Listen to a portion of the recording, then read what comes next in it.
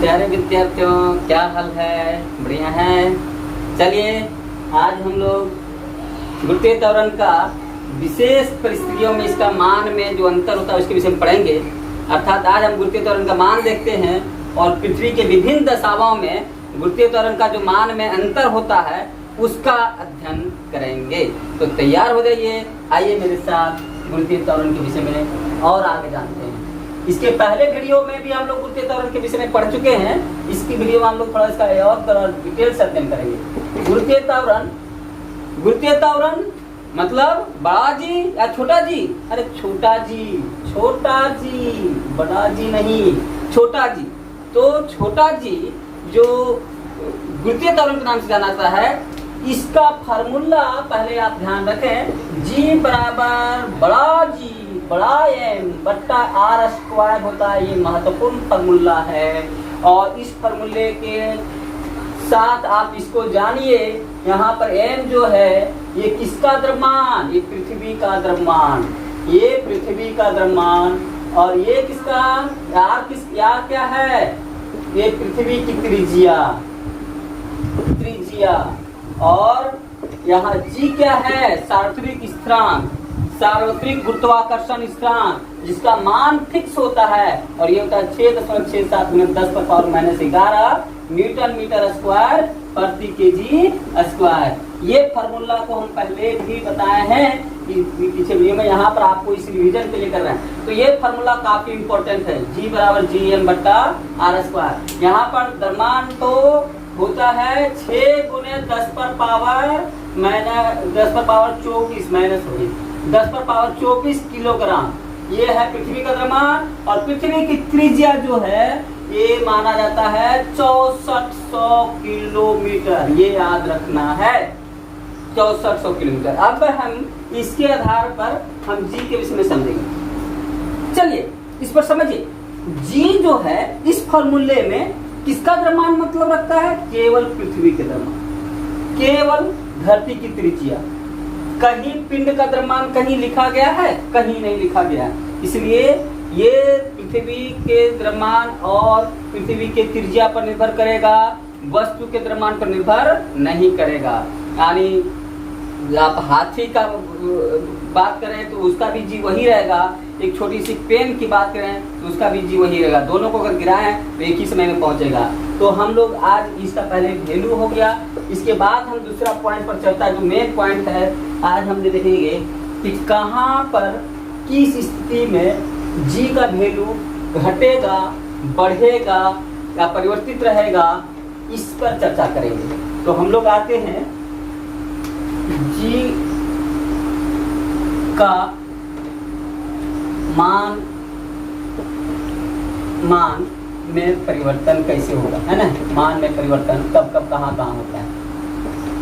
विभिन्न दशा में यहाँ कहेंगे विभिन्न दशा में जी का मान में परिवर्तन। अलग अलग दशा में, अलग अलग स्थिति में जी के मान में क्या क्या परिवर्तन होगा। तो सबसे पहले तो हम लोग देखें, इसका पहला पॉइंट ये ध्यान रखना है कि जी केवल पृथ्वी के द्रव्यमान पर निर्भर करता है। पृथ्वी के द्रव्यमान पर निर्भर करता है। ये याद रखना है कि इसका मतलब ये है कि वस्तु के द्रव्यमान पर निर्भर नहीं करता है। ठीक है? इसीलिए अगर किसी का द्रव्यमान जैसे कहा जाए आपका कि भाई एक 5 किलोग्राम का वस्तु पर और एक 500 किलोग्राम वस्तु पर जी का मान क्या होगा, तो किसी पर ज्यादा किसी पर कम, ऐसा नहीं। ये वस्तु का द्रव्यमान के मतलब नहीं रखता है, इसलिए कोई अंतर नहीं हुआ। ठीक है? दूसरा पॉइंट हम लोग याद रखेंगे। जी पृथ्वी के त्रिज्या पर अंतर, त्रिज्या से प्रभावित होता है। त्रिज्या तथा द्रव्यमान पर निर्भर करता है। त्रिज्या तथा द्रव्यमान पर निर्भर करता है। ये बात याद रखना है। ये किस पर रखता है? वस्तु के द्रव्यमान पर, केवल पृथ्वी के द्रव्यमान पर, तो त्रिज्या पर निर्भर करता है ना? और इसी बात को हमें आगे लिख देते हैं। यह वस्तु के द्रव्यमान पर निर्भर नहीं करता है, निर्भर नहीं करता है। ये बात, एक ही बात को हम 3 बार से लिखते हैं। जी केवल पृथ्वी के द्रव्यमान पर, केवल मतलब, केवल का मतलब और किसी के द्रव्यमान से मतलब नहीं है ना, केवल का मतलब ये है पृथ्वी के द्रव्यमान। जी पृथ्वी के त्रिज्या पर तथा द्रव्यमान पर, दोनों बात आगे, त्रिज्या पर भी निर्भर करता है, उसकी त्रिज्या पर, और यह वस्तु के द्रव्यमान पर निर्भर नहीं करता है। ये 3 बात हो गया। अब ये बात तो आपको ऐसे याद रखना है। और इस पर अब ये देखिएगा, ये जो बड़ा जी जो होता है वो स्वतंत्र रहता है, उसकी बात हम बाद में करेंगे। चलिए, ये इसके बाद अब आते हैं पृथ्वी पर ये निर्भर करेगा तो कैसे करेगा, तो चलिए आते हैं पृथ्वी पर जी का मान कहाँ कब होगा, कैसे होगा। पृथ्वी कैसे बना है भाई, तो हम लोग बचपन से पढ़ते आए हैं कि पृथ्वी एक संतरे की तरह है, यानी बीच में चपटा, कहाँ पर, ध्रुवों पर थोड़ा चपटा है और विषुवत रेखा पर थोड़ा फूला हुआ है। तो पृथ्वी का जो बनावट है, इस पर हम देखें तो पृथ्वी इस तरह से थोड़ा सा चपटा है बीच से और ध्रुव पर फूला हुआ है। अब इसी आधार पर देखिए, तो यहाँ पर जो फार्मूला है, हम पहला बात करते हैं पृथ्वी पर। तो पृथ्वी का जो दशा है, तो देखिएगा जी, एक यहाँ पर होता है ध्रुव, उत्तर दक्षिण में होता है, इसको क्या कहते हैं, इसको कहते हैं पोल, या इसको कहते हैं ध्रुव। ये है ध्रुव। आप सभी जानते होंगे 2 ध्रुव है, उत्तरी ध्रुव और दक्षिणी ध्रुव। तो ये दोनों ध्रुव हो गए, इधर इधर ध्रुव हो गए। यहाँ पर विश्व की रेखा 90 डिग्री माना जाता है, अक्षांशीय रेखा कितना माना जाता है, यहाँ पर होता है 90 डिग्री। और यहाँ पर जो होता है, इसको कहते हैं, ये हो गया विषुवत रेखा। इसको जो होता है पूरा पश्चिम जो है, इसको 0 डिग्री अक्षांश भी कहते हैं, इसको कहते हैं 0 डिग्री अक्षांश, इसको कहा जाता है 0 डिग्री अक्षांश। इसी को कहा जाता है विषुवत रेखा, विषुवत रेखा, या इसको भूमध्य रेखा, इसको इक्वेटर, कई नाम से जानते हैं, ठीक है। इसको पोल, इसको ध्रुव। तो ध्रुव पर जो एंगल होगा, अक्षांश का कोण जो होगा वो 90 डिग्री, और जो ध्रुव पर, जो विषुवत रेखा पर जो होगा उसका होगा 0 डिग्री, ठीक है। तो इस तरह से 2 आपको याद रखना है मेनली। अब बाकी में 45 डिग्री इसके बीच में होता है, 0 से होकर 90 डिग्री तक जाएगा, यहाँ 90 डिग्री हो गया। फिर यहाँ पर ये घटते घटते आएगा तो इधर फिर यहाँ 0 डिग्री हो जाएगा, इस तरह से 90 तक जाता है। यहाँ भी 90 डिग्री और यहाँ भी 0 डिग्री इस तरह से होता है। यानी अब आपको समझना है 2 याद, कि ध्रुव पर 90 डिग्री और विषुवत पर 0 डिग्री। तो अब यहाँ पर इस फिगर में आपको दिख रहा होगा कि इसका जो आर है, पृथ्वी की जो त्रिज्या है, जो केंद्र है, वो केंद्र से अक्षांश 0 डिग्री अक्षांश या विषुवत रेखा पर थोड़ा बड़ा है। ध्रुव पर यह थोड़ा छोटा है, क्योंकि इसकी स्थिति यहाँ थोड़ा दबी हुई है, चपटी है, इसलिए यहाँ पर ये थोड़ा सा छोटा है। अब इसका छोटा होने के कारण यहाँ पर आर थोड़ा छोटा होने से अब इस फार्मूला पर विचार करिए, जो G बराबर होता है GM/R²। तो इसी से समझिए कि G is inversely proportional to अनुपात, माने व्युत्क्रमानुपाती है 1/R² का। इसका मतलब क्या हुआ कि G जो है इस फार्मूले में देखिए, इस G का मान सब जानते हैं, फिक्स है, कितना 6.67 × 10⁻⁻11, ये फिक्स है।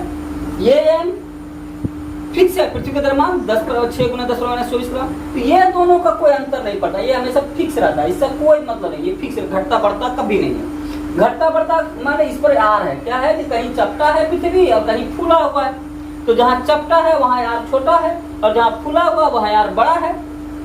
तो यार जहाँ इसका फॉर्मूला ये हम कहेंगे G इनवर्स R²। इसका मतलब है कि अगर R जब कहीं कम है तो G वहाँ ज्यादा हो जाएगा। उल्टा अनुपात का मतलब होता है कि R घटेगा तो G बढ़ेगा, और R बढ़ेगा तो G घटेगा।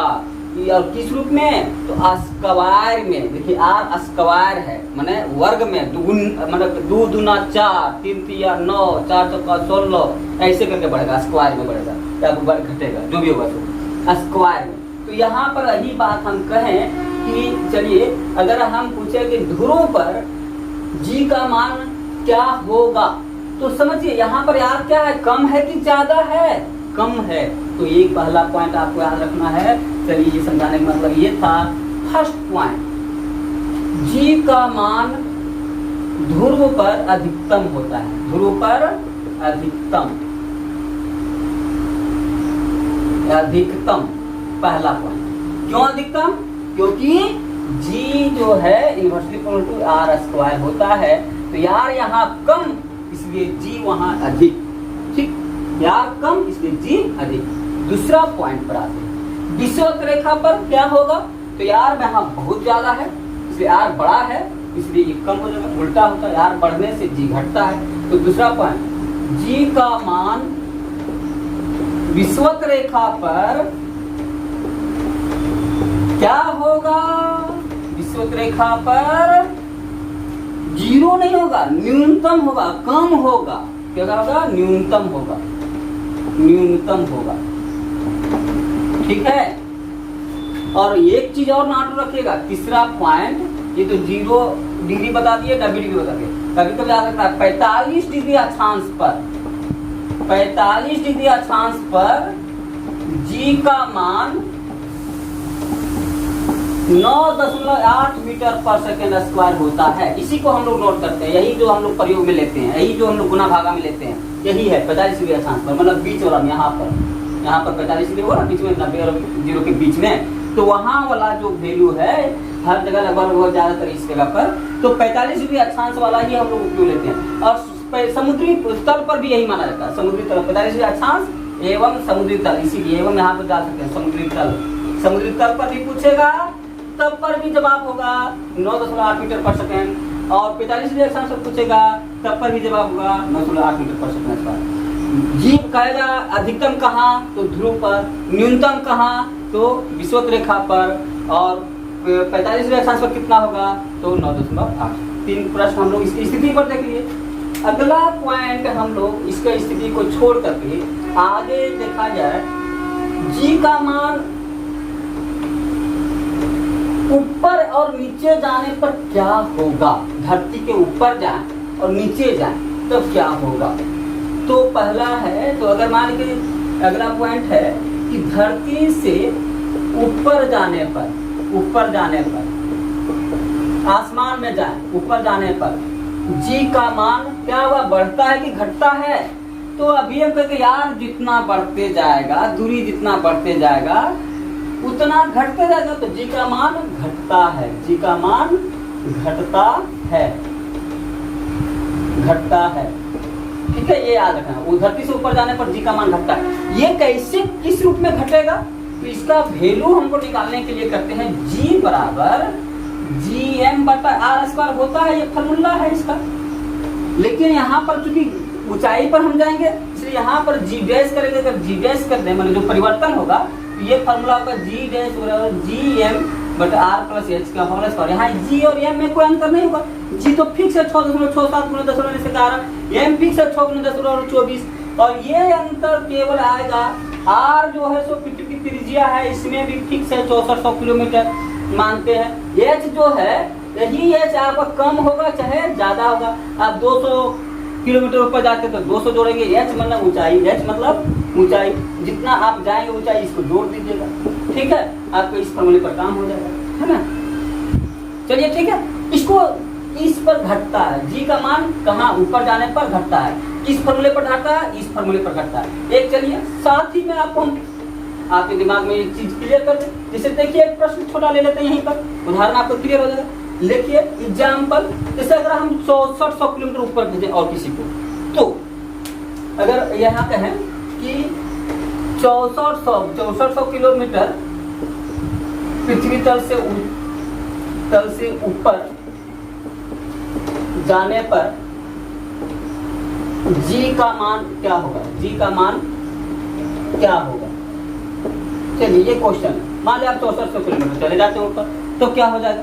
तो हम फॉर्मूला ऐसे अभी जैसे करते हैं, जी डैश बराबर GM बट्टा आर प्लस एच स्क्वायर, इस फॉर्मूले को पुट कर दीजिए, यहाँ पर रख दीजिए। अब यहाँ पर देखिए ये हमारा हो गया। अब हमारा पहले जी कितना होता है? अब जो नॉर्मल जी है वो कितना है? जी बराबर GM बट्टा आर स्क्वायर, है ना, ये है जो अभी बिना ऊंचाई पर तल पर जो होता है ये होता है। तो हम दोनों को भाग देते हैं, हमको अंतर पता चल जाएगा, ठीक है। तो हम दोनों को भाग देते हैं, तो हमारा पहले जी बटा जी एम कर देते हैं, जी बटा जी डैश, जी और बटा जी डैश ये पहला था, ये दूसरा है, दोनों को भाग दे देते हैं और कर देते हैं जी बटा जी डैश। तो इसका जी है जो जी एम बटा आर स्क्वायर है, और इसका जो है जो जी एम बटा आर प्लस एच स्क्वायर है, ठीक है।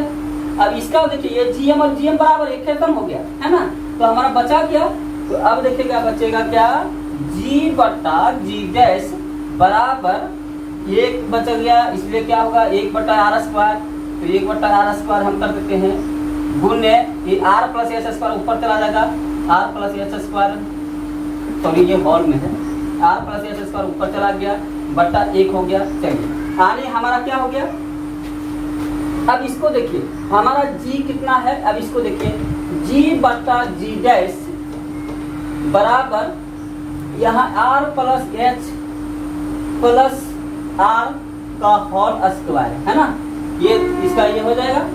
और यहाँ पर देखिए जी कितना है हमारा, जी डैश कितना है यही हमको पता करना है, तो ये बांध कर रख दीजिए कि यहाँ पर हमारा कितना आप डाल दीजिए, यहाँ पर आर का मान पुट कर दीजिए, आर का मान कितना होता है 6400, और एच भी कितना है 6400, और यहाँ पर आर कितना है ये भी 6400 कर दीजिए, तो 6400 यहाँ पर पुट गए। इसी को हम करते हैं अगला पॉइंट में, जी बटा जी डैश बराबर 6400 प्लस 6400 ये कौन सा जी है, आर का मान है, आर का मान जानना पड़ेगा आपको, मालूम है पृथ्वी त्रिज्या इतना होता है, और यहाँ आर का मान 6400 है, तो ये हो गया बराबर 12800 बटा 6400, ये कट जाएगा कितना होगा 2, तो अब यहाँ पे आंसर हमारा जी बटा जी डैश बराबर हो गया 2 बटा 1।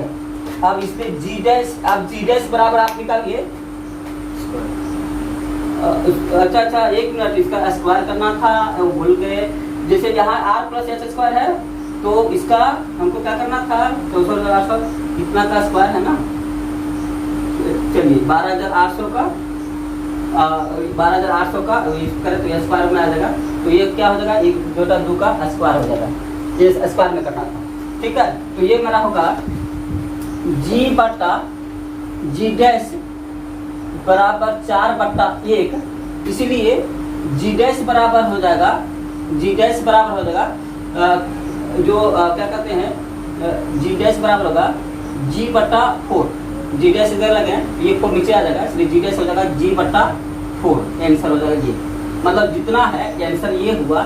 आपको ये दिख रहा होगा कि हमारा जी जो था अभी जितना है उसका 1 बटा 4 हो जाएगा, 1/4 हो जाएगा, ठीक है, जितना जी है उससे 4 टुकड़ा हो जाएगा, अभी 9.8 है तो उसका कट करके जितना आ जाएगा उतना जी बचेगा, कब जब तो कुछ नहीं करना है, आप कुछ नहीं किए हैं, थोड़ा सा देखिए जी एम बटा आर प्लस एच स्क्वायर है, इस फॉर्मूला और इस फॉर्मूला को दोनों भाग कर दिए हैं और दोनों कट गया है और उसमें आसानी से हमको निकल गया है, तो आपको इतना गुना भागा कुछ नहीं करना, हम आपको सिंपल बताएंगे, कुछ नहीं करना है, आपको करना है कि भाई यहाँ पर हम देखिए डबल ऊंचाई कितना ले गए थे 6400 पृथ्वी तल का ऊंचाई था और हम उठा करके लगे 6400 यानी 12800 हो गया, तो ऊंचाई यानी त्रिज्या को दुगुना कर दिए थे, तो दुगुना कर दिए थे तो 2 दूना 4, नियम यही है कि अगर स्क्वायर में बढ़ेगा घटेगा है ना, तो घटना है ऊपर जा रहा तो घटना है, तो कितना घटना है स्क्वायर में घटना है, तो 2 गुना कर दिए तो 2 गुना 4 घटेगा, इसलिए घट जाएगा और जी का 4 गुना घट जाएगा, तो आंसर होना चाहिए 4, तो ठीक है जी बता हमने आपका जी बता 4 होना चाहिए, ठीक है ये चीज होगा। चलिए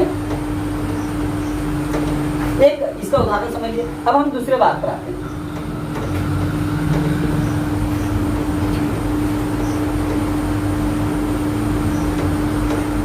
अगला है मान लेते अब ये दूसरी बात है कि अगर पृथ्वी की अभी ऊंचाई अगर अंदर जाए तो क्या होगा, तो ये दूसरा पॉइंट है, पृथ्वी के अंदर पृथ्वी तल से लिखिए, पृथ्वी तल से अंदर जाने पर जी घटता है, तब भी घटता है, देखिए ऊपर जाने पर भी जी घटता है और नीचे जाने पर भी जी घटता है, दोनों स्थिति में जी घटता है, तो यहाँ पर भी जी घटता है। अब ये दोनों स्थिति में ऊपर जाइए तो भी जी घटता है, नीचे जाइए तो भी जी घटता है, लेकिन यहाँ पर थोड़ा फॉर्मूला अगर निकाला हो इसके लिए तो इसके लिए फॉर्मूला चेंज है, इसके लिए फॉर्मूला जी डैश बराबर जी इंटू 1 माइनस डी बटा आर। यहाँ पर बी जो है गहराई है, कितना गहराई जाएंगे, ठीक है। आर त्रिज्या है और जी जो पुराना वाला जी जो ओरिजिनल जो जी है सो ये होता है, ये जो चेंज होकर के आएगा उसको जी डैश कहेंगे, जो परिवर्तित जी को कहेंगे जी डैश, जो ओरिजिनल जी है जो मूल जी है उसको कहेंगे जी, और डी डेप्थ हो गया, आर त्रिज्या हो गया, ठीक है। इसमें नीचे आप 2 पॉइंट आप ऐसे थ्योरेटिकल याद रखना है, ऊपर जाएंगे तो घटेगा, नीचे जाएंगे तो घटेगा, तो सबसे अधिक कहाँ होगा, तल पर। इस पर भी एक उदाहरण एग्जाम्पल हम देख लेते हैं, आपको क्लियर हो जाएगा। इस फॉर्मूले पर हम देख लेते हैं, इस फॉर्मूले पर देखिए क्वेश्चन लिख देते हैं, इसको समझ लीजिए।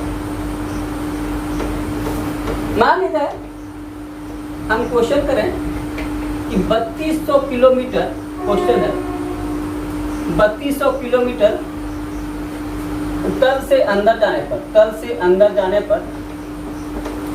पर जी का मान क्या होगा, जी का मान क्या होगा। 3200 किलोमीटर तल से अंदर चला जाए, आप पृथ्वी तल से खोद करके गहरा कुआं पाइए, उतना आप जाएंगे बचेंगे नहीं, लेकिन चलिए हम लोग सोच रहे हैं कि अगर चला जाए, घुसा दिया जाए आपको, है ना। कभी कभी बोरिंग करके ऐसा चला जाए, कभी कभी देखते हैं ना कोई बड़े से डीप बोरिंग में घुसाते हैं और सारे मीडिया वाले चले आते हैं देखने के लिए, बच्चा वहाँ छिपकली से खेल रहा है तो दीमक से खेल रहा है, तो वैसे कभी आपका भी देखना हो तो इसका गहराई चले जाइएगा तो पता चलेगा कि कितना होता है। तो चलिए इसको देख लेते हैं हम लोग, जी क्या होगा अगर गहराई चले जाए। तो अभी हम बोले थे कि इसके लिए फॉर्मूला आप डालेंगे जी डैश बराबर जी इंटू 1 माइनस डी बट्टा आर, इस फॉर्मूला डालेंगे, है ना। और इसमें आपको सब कुछ दिया हुआ है, मतलब डी आपको दिया हुआ 3200, आप पुट कर दीजिए, जी डैश हमारा हो गया।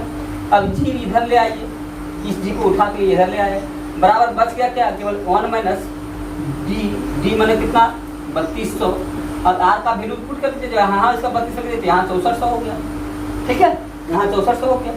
और अब क्या हो गया, ये देखिए जी, अब हमारा यहाँ पर देखिए काट दीजिए, कटने लायक है तो काट दीजिए, 32 गुना 6402 हो गया, तो यहाँ पर हमारा 1 हो गया, यानी ये मेरा हो गया जी डैश बट्टा जी बराबर 1 घटाओ 1/2, तो जी डैश कितना हो जाएगा, अब यहाँ पर जी डैश बट्टा जी बराबर ये हो जाएगा 1, 2 का 2 घटाओ 1 बराबर कितना होगा 1/2 हो जाएगा। और इसलिए अब जी डैश बताइए, जी डैश जब नीचे जा रहे हैं तो कितना होगा, तो जी डैश बराबर ये जी ऊपर ले आइए, तो जी डैश बराबर हो जाएगा जी बटा 2 आंसर।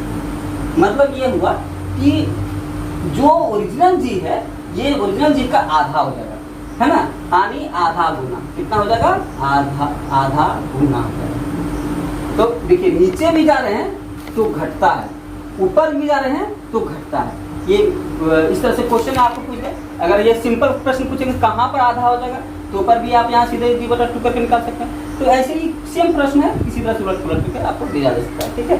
ऐसे आप ऊपर जाने के लिए भी निकाल सकते हैं और नीचे जाने के लिए भी निकाल सकते हैं।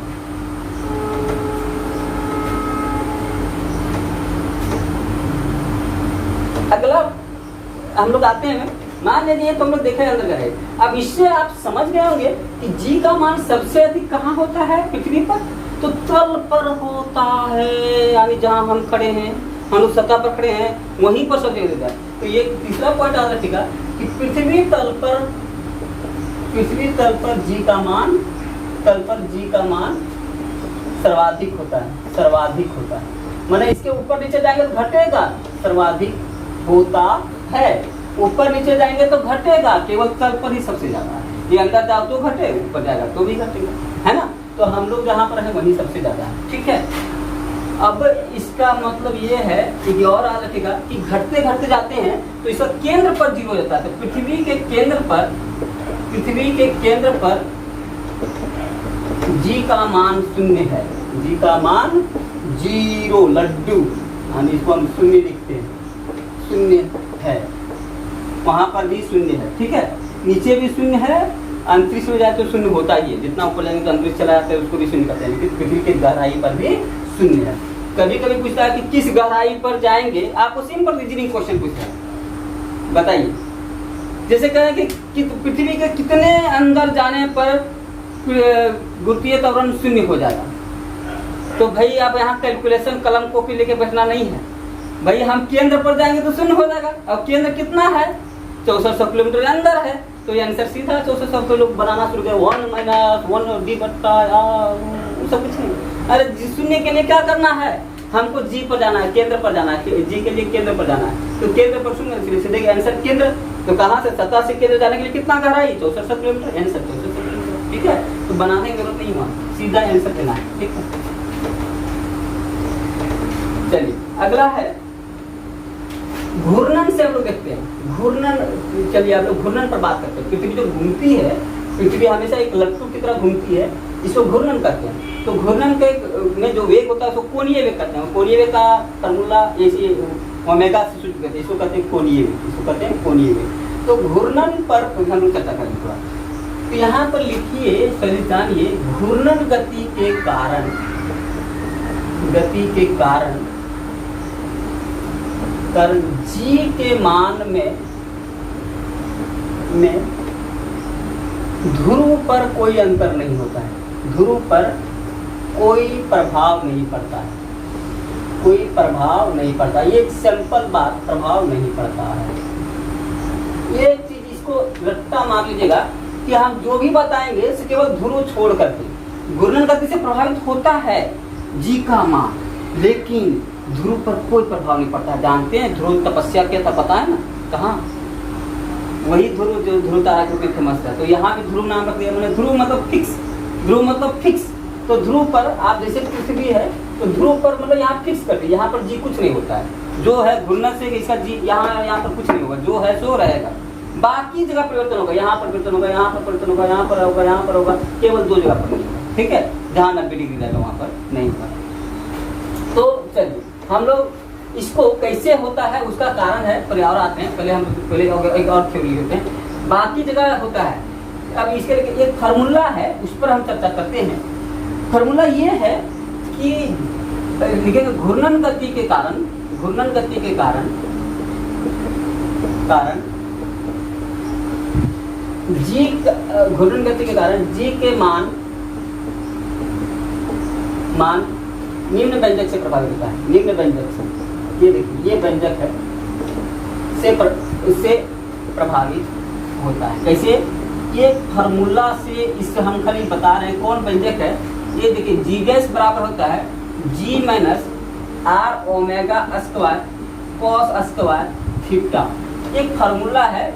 इस फार्मूला में देखिए हम ये बताने की कोशिश किए कि यहाँ पर एक जी डैश मैंने परिवर्तित जी मेरा क्या होगा, जो बदल जाएगा तो क्या होगा, ओरिजिनल जी में घट जाएगा। देखिए यहाँ पर क्या दिए चिन्ह, माइनस होगा। पहला बात तो इतने समझ लीजिए, प्लस साइन नहीं दिए, माइनस साइन दिए। मतलब ये हुआ कि जब घूर्णन गति के कारण क्या प्रभाव पड़ेगा कि घटेगा, घटेगा, केवल कौन चिन्ह है, माइनस का चिन्ह है, यानी जुटेगा नहीं, जी में कमी होगा, जी में कमी होगा। कौन सा कमी होगा, चाहे अन्ना अन्ना अन्ना अंडा बंडा कुछ भी है, उससे हमको मतलब नहीं, मतलब है कि माइनस होगा, मतलब है कि माइनस होगा। बस यही समझना कि तो घूर्णन गति का प्रभावित होता है। अर्थात यहाँ पर हम समझाना ये चाह रहे हैं, अर्थात घूर्णन गति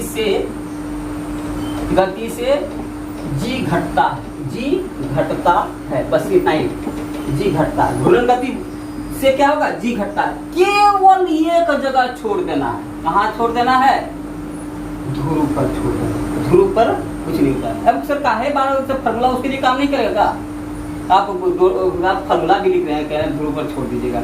अरे मैं छोड़ इसलिए नहीं देना, वहाँ यही फॉर्मूला काम वहाँ भी करेगा, लेकिन वहाँ पर ऐसा है ना कि जब देखिएगा ना तो देखिए, आइए देख लेते हैं। कोस स्क्वायर थीटा जो है, ये कोस का मान ही 90 डिग्री का, कोस 90 डिग्री बराबर 0 होता है। ठीक है, और जब कोस 90 डिग्री बराबर 0 होता है तो यहाँ ये 0, तो कुल मिला के सब 0 है ना।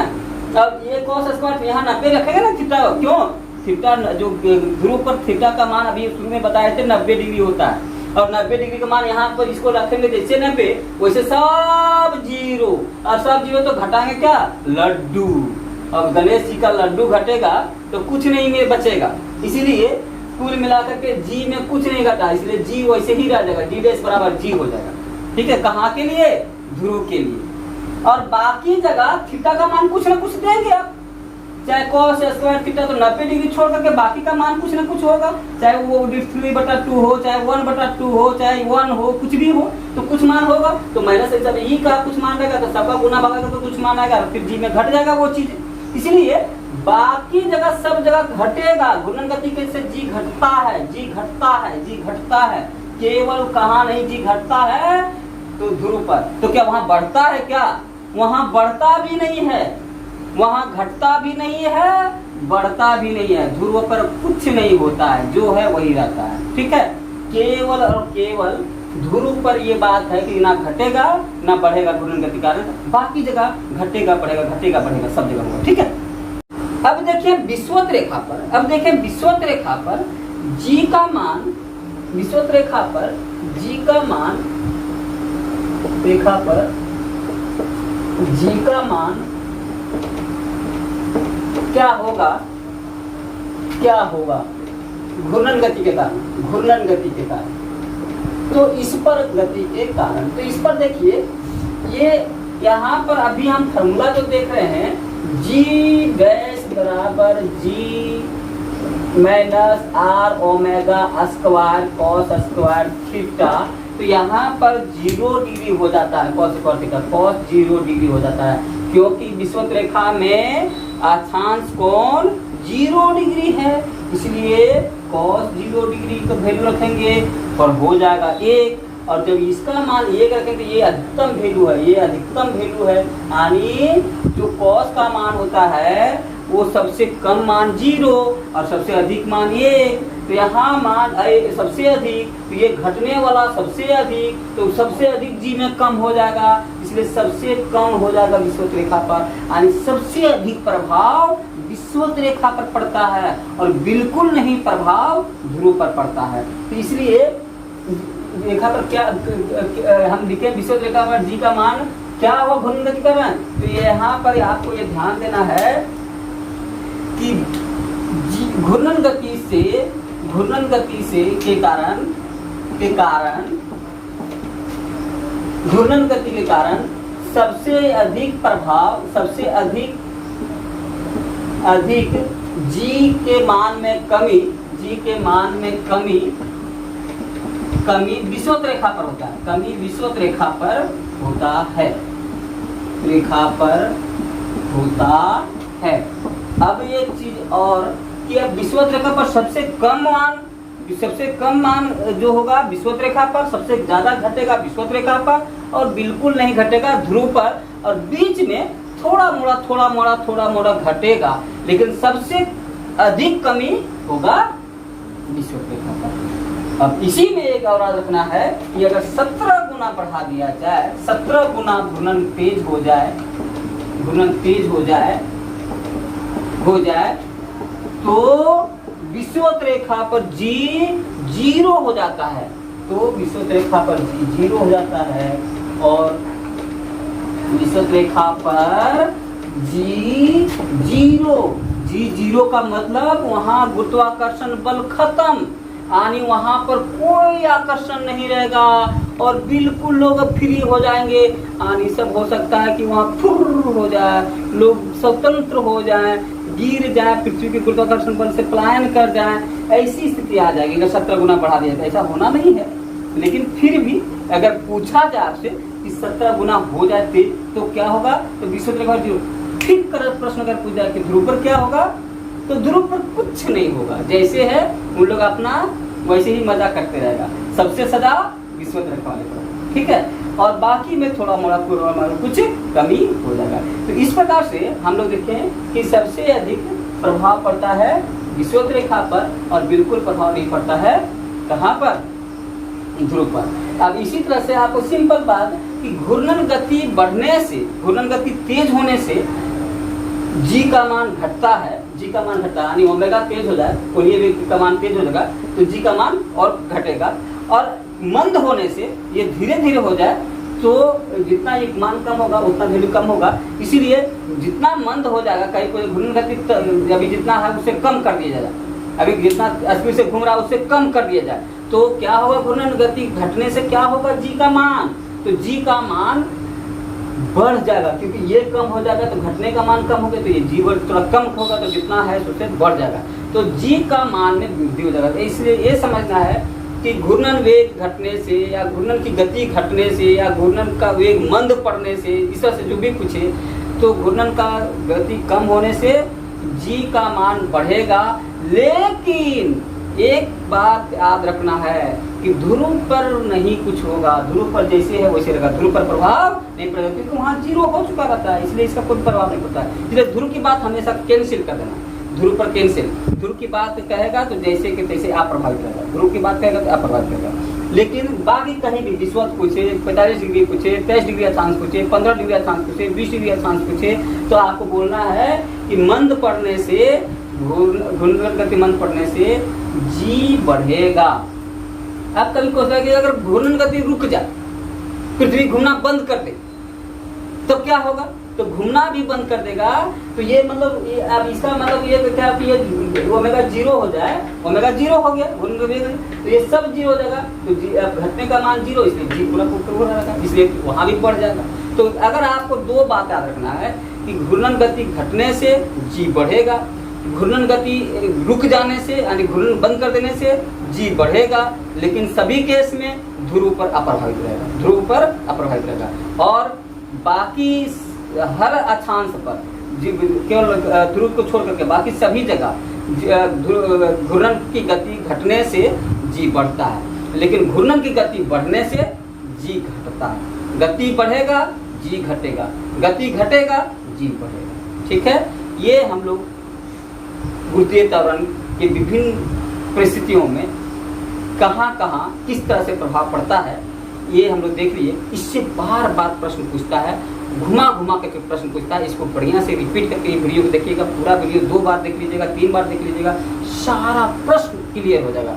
बहुत इंपॉर्टेंट टॉपिक है, हम बहुत बढ़िया से समझाने की कोशिश की आप लोगों को। इसको देखिए, बहुत अच्छा समझ में आ जाएगा और आप लोग को बहुत अच्छा लगता है तो अपने 2-4-10 मित्रों को शेयर कीजिए और इसे लाइक और सब्सक्राइब कीजिए ताकि हमारा मनोबल बढ़े, हम ऐसे ही आपके लिए मज़ेदार वीडियो लाते रहें। धन्यवाद आप लोगों को, थैंक यू।